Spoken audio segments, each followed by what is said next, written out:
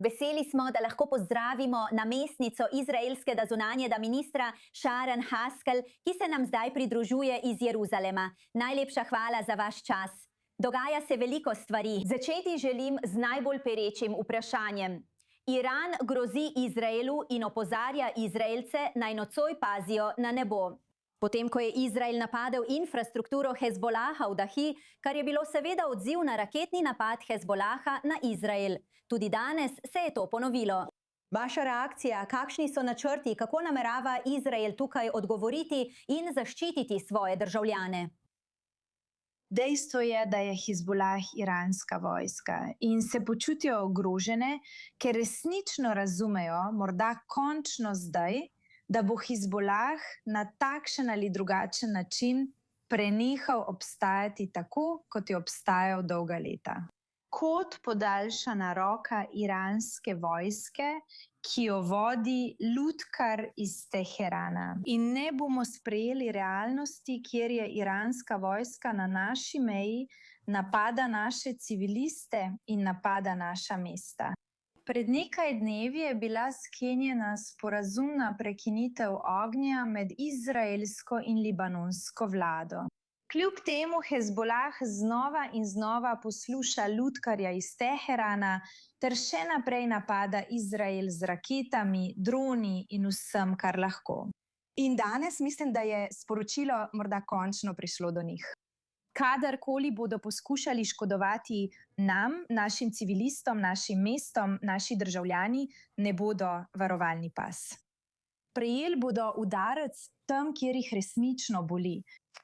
Kot novico je trenutno pomembno poudariti, da poveljstvo zaledja IDF sporoča, da kljub grožnjam iz Irana ni sprememb v smernicah. Pomembna posodobitev. Poveljstvo zaledja sporoča, da kljub tem grožnjam ni sprememb v smernicah. Rada bi nekoliko bolj podrobno razložila dogajanje, ki je pripeljalo do tega trenutka.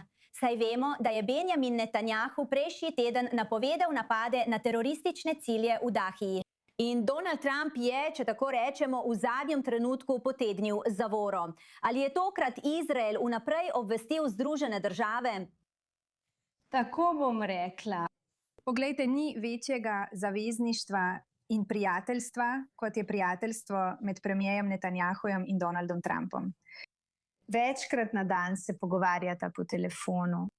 In ne glede na to, ali gre za kritiko ali, veste, skupno postavljanje ciljev, se to dogaja med tema dvema voditeljema in ne prek medijev. Predsednik Trump vlaga veliko časa v prizadevanje za dosego zgodovinskega trenutka, kar pomeni sodelovanje in skupno življenje med Izraelom in Libanonom. To je zgodovinski trenutek za nas v Izraelu in tudi za Libanon. In veste, ta srečanja med obema ambasadorjema potekajo tudi na najvišjih ravneh ameriške administracije, z Markom Rubijem ali nekomu enakovrednim. To pomeni, da vlagajo veliko truda v pogajanja in ustvarjanje resničnosti, kjer lahko živimo drugačno prihodnost. Seveda je to cilj Izraela, to je cilj Libanona, vendar nas izziva teroristična organizacija, ki prejema ukaze iz Irana. Veste, kje so, razumete njihove cilje, poznate njihova sredstva. Oni tega nočejo. Za njih sta mir in stabilnost sovražnika njihove radikalne, fanatične agende. In zato bodo naredili vse, kar je v njihovi moči, da bi celo uničili tako pot. Zadnjih nekaj dni mi je dalo kar precej upanja. Še posebej izjava libanonske vlade in dogovor o premirju. Ni bilo spoštovano. No, žal, Hezbolah še naprej pošilja svoje rakete. In kot ste videli danes, so prekršili premirje, ki ga je sprejela suverena libanonska vlada. In veste, ko smo podpisali tisto premirje, je bilo to zelo dobro znano vsem stranem. In vsem stranam, vključno z libanonsko vlado, vključno z Združenimi državami, je bilo jasno, da če Hezbolah prekrši premirje, bo sledil povračilni napad. Razlika med prejšnjim in tem tednom pa je v tem, da je bilo pri napadih na teroristične cilje v Dahi očitno, da so bile ZDA vključene, saj je bila Izraelu pred enim tednom naročeno, naj se zadrži. In Izrael je to tudi storil. In to zdaj odpira vprašanje, če iranski govorec grozi, da bi Iran lahko napadel ameriške baze in premoženje kot odgovor na te izraelske napade, da sta morali ZDA in Izrael to upoštevati že prej. Kakšno je vaše mnenje? Lejte, jaz mislim in kolikor razumem in tolmačim in seveda, lejte, jaz ne mislim, kdorkoli, ne v medijih in ne v Izraelu, lahko poskuša tolmačiti ali prevajati ali napovedovati, veste, predsednika Donalda Trumpa. V redu. Toda dejstvo je, da že prej, in vedeli smo, da gremo proti resnemu spopadu, je predsednik Trump želel dati še eno priložnost. In prav je tako, in ni tako, da si premier Netanjahu tega ne bi želel, prav? Ampak tudi zaradi pritiska libanonske vlade, veste, smo dali še eno priložnost. To ne pomeni, da se zdaj vse podira, ampak to pomeni to. Sporočilo Hezbolahu je, da kadarkoli bodo streljali proti Izraelu in ogrožali naše civiliste in naše mesto, bodo prejeli povračilni udarec. Tam, kjer boli, na strateški točki Hezbolaha, Trenutno na severu države živijo civilisti, ki čakajo, da vidijo, kako se bodo stvari odvijale in poslušajo te grožnje iz Irana medtem, ko govorimo. Vaše sporočilo tem civilistom, kaj naj storijo? No, najprej, veste, bila sem tam pred nekaj dnevi na severu in v Kirjat Šmoni. Šla sem celo na Golansko planoto, medtem ko so potekala silovitim obstreljevanjem Hezbolaha, kjer včasih sploh ni bilo alarma, preden smo zaslišali eksplozije, da bi obiskala skupnost. Moje srce je z njimi. In moramo poskrbeti, da ne postanemo neobčutljivi na streljanja, ki se dogajajo vsak dan. Na vsakega od teh dogodkov moramo odreagirati. In želim, da vedo, da trdo delam in se trudim, da bo na vse ustrezno odgovorjeno. Preživljajo zelo, zelo težke čase. Njihovo mesto je bilo razdejano, bombardirano že 2 leti in pol. Veš, to je precej strašljivo in grozljivo.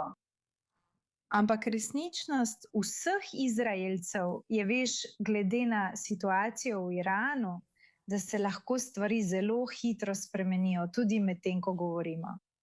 Mislim, da je lahko videti zelo mirno in nekako normalno tudi v drugih delih Izraela.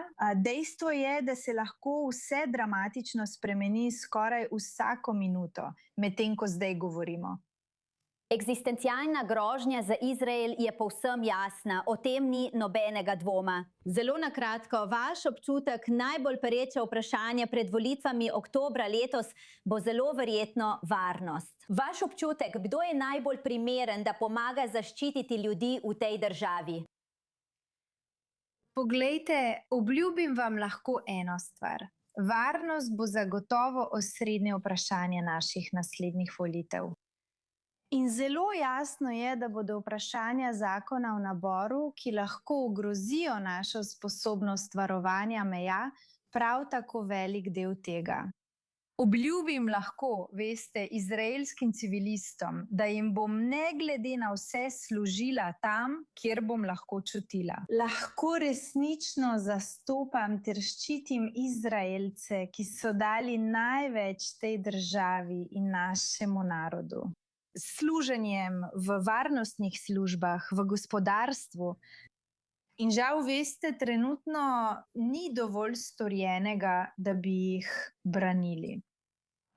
Veste, že celo leto sem zelo glasna in vztrajam pri tem. Preprečujemo zakon o naboru. Jaz in še 6 mojih prijateljic v koaliciji.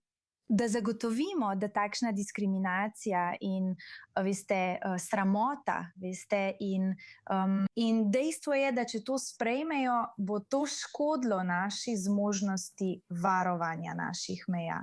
In neprestano se borimo, da zagotovimo, da ta zakon ne bo sprejet. In mislim, da bo to v središču volitev. In kar jim lahko obljubim, je, da bom tam, kjer jih bom še naprej varovala. Najlepša hvala, namestnica izraelskega zunanjega ministra Sharon Haskell. Vedno cenim vaš čas in vaše vpoglede. Hvala, da ste bili z nami v oddaji. Najlepša hvala. Vse dobro.